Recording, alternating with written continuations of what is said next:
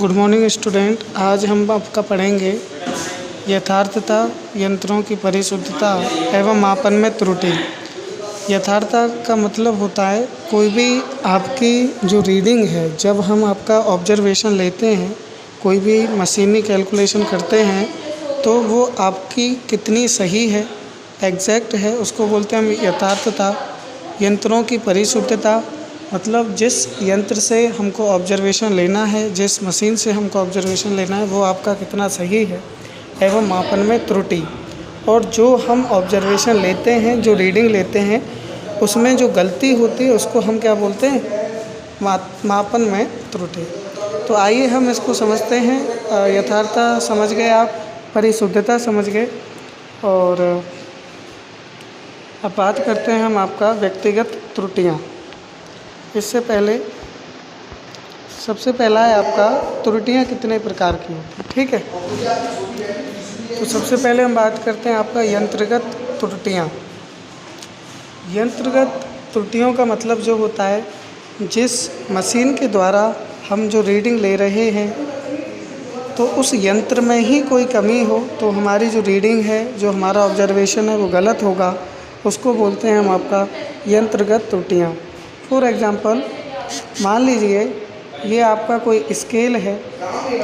Scale आपका 0 to 12 तक होता है, 0 to 15 0 to 15 है, मान लीजिए, या 12 तक है। तो ये जो इसकी एग्जैक्ट लंबाई है वो 0 to 12 ना होकर 0 से लेकर 11.5 हो। तब आप जब भी लाइन खींचोगे तो जो लाइन खींचेगी वो कितनी खींचेगी, आपकी 11.5 खींचेगी। लेकिन स्केल पे कितना लिखा हुआ है आपका, 0 से लेकर 12 तक। तो यहाँ पर आपका जो है यंत्रगत त्रुटि, यानी जो एरर है वो आपका किस में है, स्केल में ही है। इसलिए यहाँ पर जो त्रुटि आएगी, जो गलती होगी, क्योंकि 11.5 आ रहा है और स्केल हमारा 12 का है, ठीक है, या आपका 15 का भी हो सकता है, ठीक।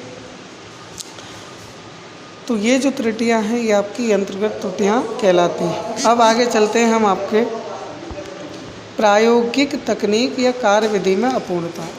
प्रायोगिक तकनीक का मतलब, जब मान लीजिए हम आपका कोई स्केल है, इससे आप लाइन खींच रहे हो, तो हो सकता है जब आप लाइन खींचो तो उसी में ही वो पूरा ना खींच के आपका आधा ही खींच जाए, तो यहाँ से यहाँ तक डिस्टेंस आपका बचेगा।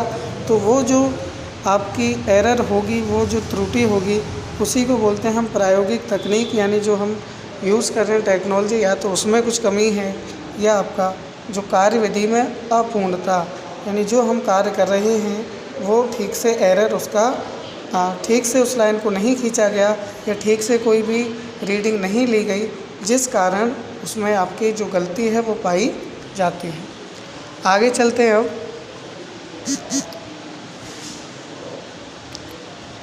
नेक्स्ट है आपके व्यक्तिगत त्रुटियाँ। व्यक्तिगत त्रुटियाँ को मतलब बोलते हैं हम पर्सनल एरर, यानी जो हम पे हो जाएं, ठीक है। मान लीजिए हमने कोई रीडिंग ली, उसका मेजरमेंट हमसे क्या हो गया, गलत हो गया, तो वो जो एरर कहलाती है वो आपकी व्यक्तिगत त्रुटियाँ कहलाती हैं, ठीक है। इसको पढ़ लेते हैं हम थोड़ा।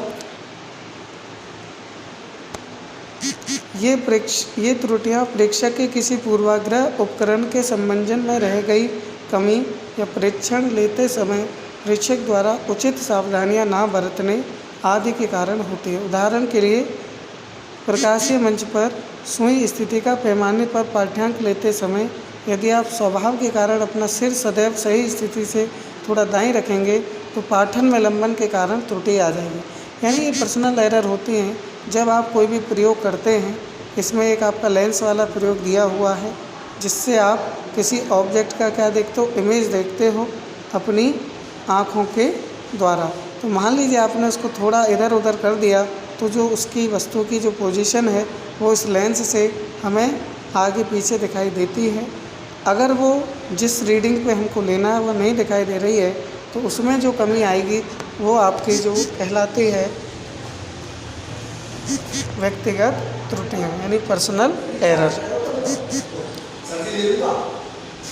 अब चलते हैं हम यादृच्छिक त्रुटियाँ, यानी ये थोड़ा बहुत जो हो जाती हैं पॉइंट में, वो आपकी यादृच्छिक त्रुटियाँ आपकी कहलाती हैं। अल्पतमांक त्रुटि। अल्पतमांक त्रुटि क्या होती है? किसी मापक यंत्र द्वारा मापा जा सकने वाला छोटे से छोटा मान उस मापक यंत्र का अल्पतमांक कहलाता है। इसको आप नोट कर लीजिएगा, ठीक है, कि अल्पतमांक क्या होता है? किसी मापक यंत्र द्वारा मापे जा सकने वाला छोटा मान यानी लीस्ट वैल्यू उस मापक यंत्र का अल्पतमांक कहलाती है। वही आपका क्या कहलाती है? लीस्ट नंबर या लीस्ट काउंट आपका कहलाती है। और ये आपका 0.01, 0.001, 0.0001 इस तरह से ये वैल्यू आपकी निकल के आती है, यानी 0.0 के बाद में। अब हम आपका आगे चलते हैं और नेक्स्ट टॉपिक की बात करते हैं। इसमें आपका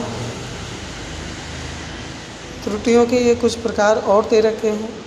एक होता है आपका निरपेक्ष त्रुटि, दूसरा होता है आपका आपेक्षिक त्रुटि और तीसरा होता है प्रतिशत त्रुटि।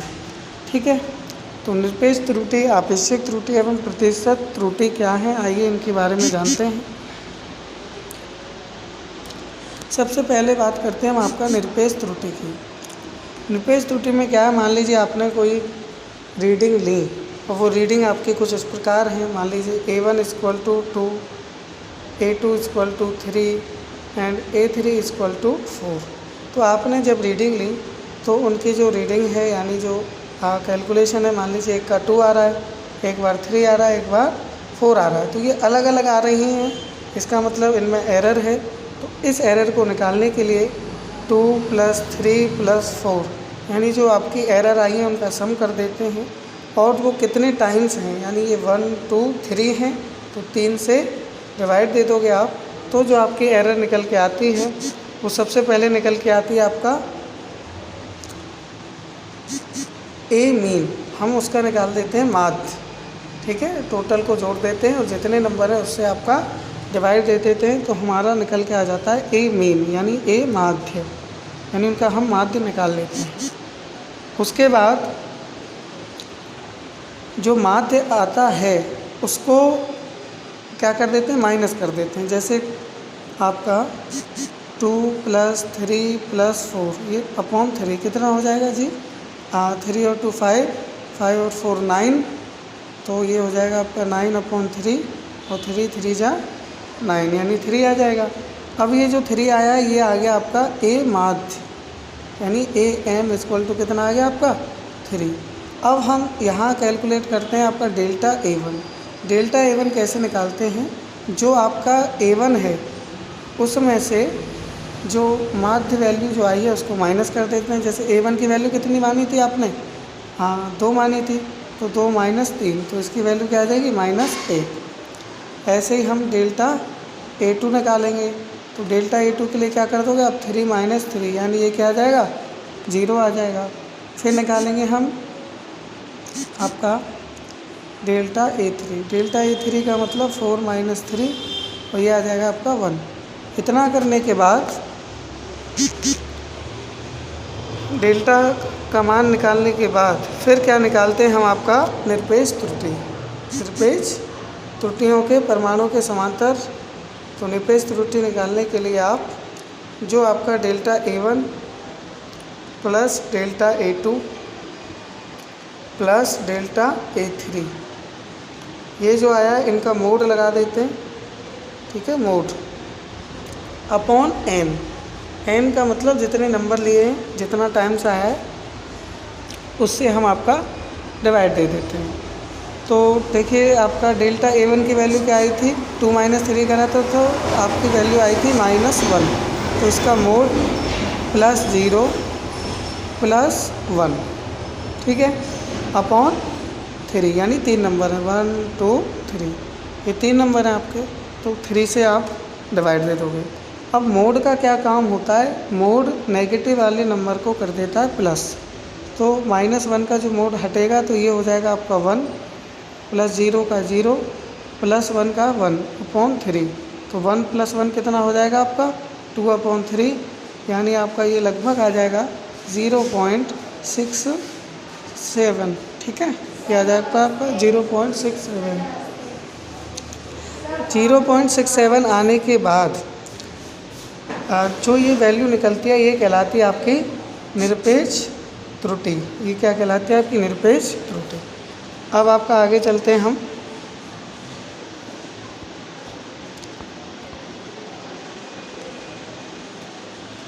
आपेक्षिक त्रुटि। नेक्स्ट क्या आता है आपका? आपेक्षिक त्रुटि। इसको बोलते हैं हम आपका रिलेटिव एरर। आपेक्षिक त्रुटि। आपेक्षिक त्रुटि क्या होती है?